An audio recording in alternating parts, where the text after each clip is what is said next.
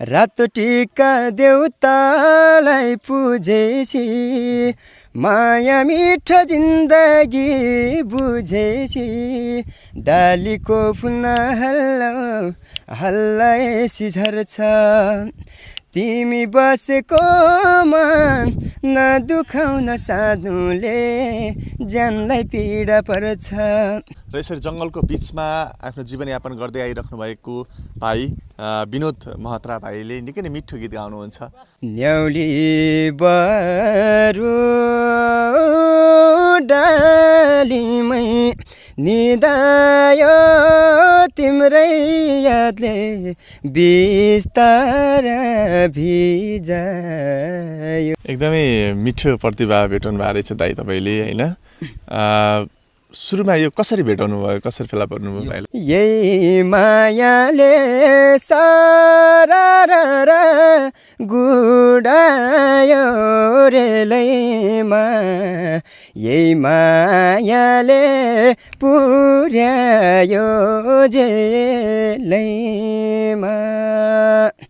नमस्कार, म भोजराज थापा। यति बेला म पश्चिम दाङमा आएको छु। पश्चिम दाङ भनेको यो दाङको तुलसीपुरदेखि पनि धेरै पश्चिम जौबारी भन्ने ठाउँमा हामी आएका छौँ र भाइ निकै नै मिठो गीत गाउने भाइलाई मैले यति बेला भेटाएको छु। विनोद महत्रा भाइ हुनुहुन्छ, मिठो गीत गाउनुहुन्छ अनि उहाँको पनि आफ्नै एउटा छुट्टै कथा छ।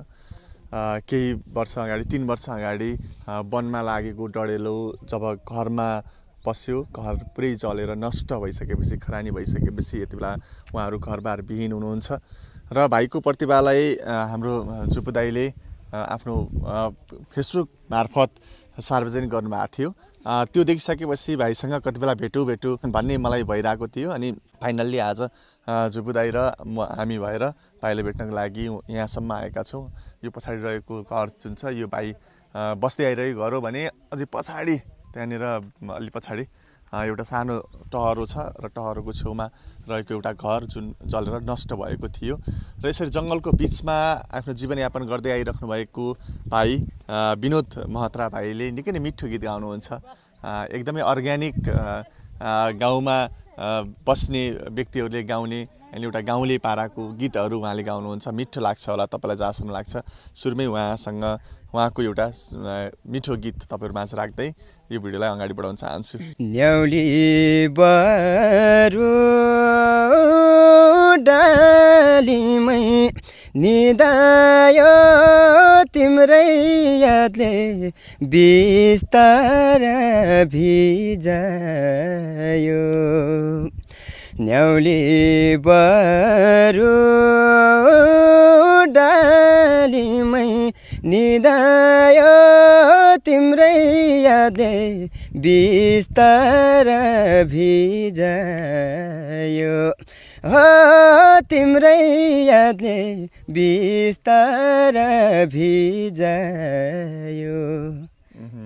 एकदम मिठो दाइ। नमस्ते। नमस्ते दाइ। नमस्ते। नमस्ते। एकदमै मिठो प्रतिभा भेटाउनु भएको रहेछ दाइ तपाईँले होइन। सुरुमा यो कसरी भेटाउनु भयो, कसरी फेला पर्नु भयो भाइले? यो प्रवीण भाइ हाप्रेका थियो अनि यो मेरो भाइ हो। यो हाप्रेको भाइलाई सधैँ मसँग बस्ने। त्यसै दाइ एउटा हाम्रो गाउँमा कस्तो राम्रो गाउने भाइ छ, त्यो भोजराज सरसँग पुऱ्याइदिउँ न दाइ भनेर भन्यो। खासमा यो स्पेसल भोजराज भाइलाई चाहिँ तपाईँलाई चाहिँ पुऱ्याउनु लागि हो है यो मैले त्यो बनाएको भिडियो होइन। अब कसरी भन्ने त अब कतिचोटि मैले पनि भोजराज भाइ भन्ने 9-10 वटा केस हेरिदिनु भयो मेरो लागि, तपाईँले गरिदिनु भयो सहयोग होइन। यो पनि कसरी भन्ने भनेर घुमाउरो पारामा यो खास तपाईँलाई बोलाउनलाई गरेको भाइलाई यो भिडियो मैले यो भाइको एउटा भिडियो बनाइसकेपछि त्यहाँ पछाडि घरमा भाउजू नि गएँ। भाउजूले कस्तो राम्रो रहेछ स्वर, यो गीत हालिदिनुहोस्, भिडियो बनाउनुहोस्, टिकटक बनाउनुहोस्, फेसबुकमा हालिदिनुहोस् भने त्यसपछि भोजराज बाबुलाई पनि ट्याग गर्नुहोस् भनिसकेपछि ठ्याक्क फेरि भाइको फेरि त्यो हालेको 10 मिनटमा राम्रो छ दाइ भनेर आयो। आएपछि म यति खुसी भयो। मैले खासमा यो कस्तो नि यो भाइले पनि भनेकै थिएँ यो भोजराज दाइसम्म पुऱ्याइदिउँ है दाइ यो भिडियो भनेर। त्यही लागि यो स्पेसल भोजराज भाइकै लागि यो गराइदिए भिडियो हो। उसको भाइ चाहिँ उहाँको साथी हो?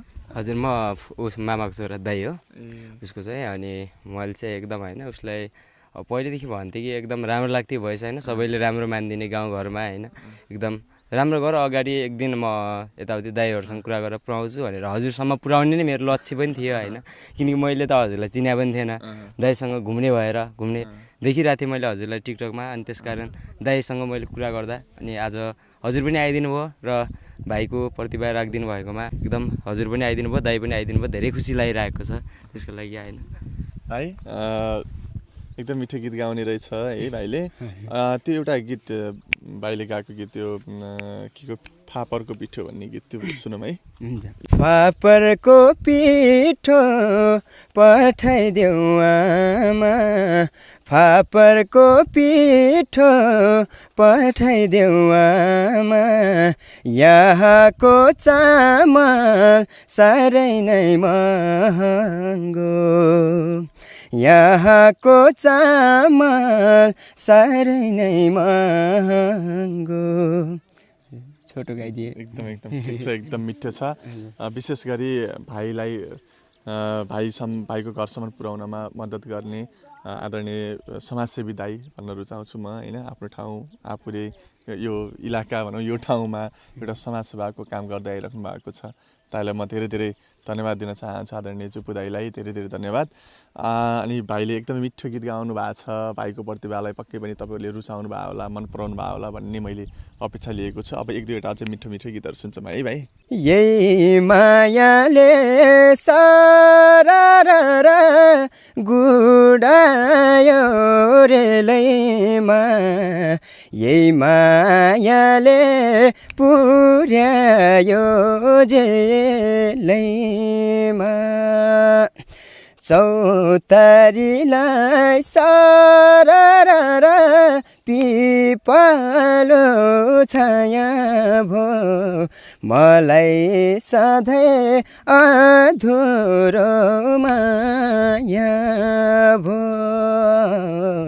मलाई सधैँ अधुरो माया भो मिठो एकदमै मिठो गीत छ पक्कै पनि दर्शकहरूले मन पराइदिनुहुन्छ भन्ने मैले अपेक्षा ल्याएको छु भाइको स्वर भाइको गला होइन एकदमै एउटा अर्ग्यानिक आवाज मलाई लागेर होइन भाइको यो प्रस्तुतिलाई राखिरहेको छु होइन भाइ घरमा को हुनुहुन्छ तपाईँको घरमा आमा भाइ म छौँ परिवार अब दाइ छन् दुईवटा अनि बुवा आमा म दिदी अनि भाइ परिवार धेरै छौँ तर अब घरमा बस्ने भए आमा भाइ म ए अरू कहाँ हुनुहुन्छ अरू माइल दाइ इन्डियातिर हिमाचलतिर छ अनि ठुल दाइ उता गाडीमा हिँड्छ आफ्नो परिवार पाल्ने उहाँहरूले आफ्नो परिवार छ बिहे गर्नुभएको छ हजुर बिहे गर्नु आफ्नो गरेर खानु भएको छ हजुर आफ्नो गरेर खानुहुन्छ बुवाले के काम गर्नुहुन्छ बुवाले गिट्टी कुट्ने काम गर्नुहुन्छ गढवालतिर इन्डिया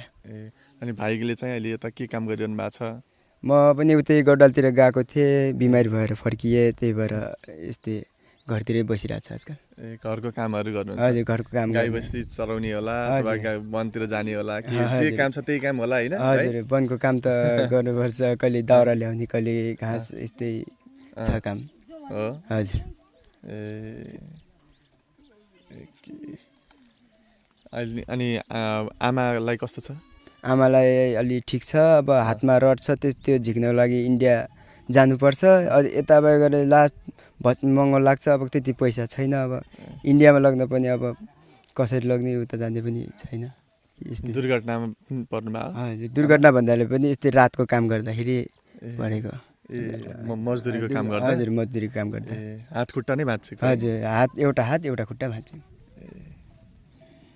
ल अब एउटा फेरि अर्को मिठो गीत सुनौँ है हुन्छ ल रातो टिका देउतालाई पुजेसी माया मिठो जिन्दगी बुझेसी डालीको फुल हल्लाएसी झर्छ तिमी बसेको मन नदुखाउन साधुले ज्यानलाई पीडा पर्छ देउतालाई पुजेसी माया मिठो जिन्दगी बुझेसी डालीको फुल हल्लाएसी झर्छ तिमी बसेको मन नदुखाउन सानुले ज्यानलाई पीडा पर्छ हो ज्यानलाई पीडा पर्छ।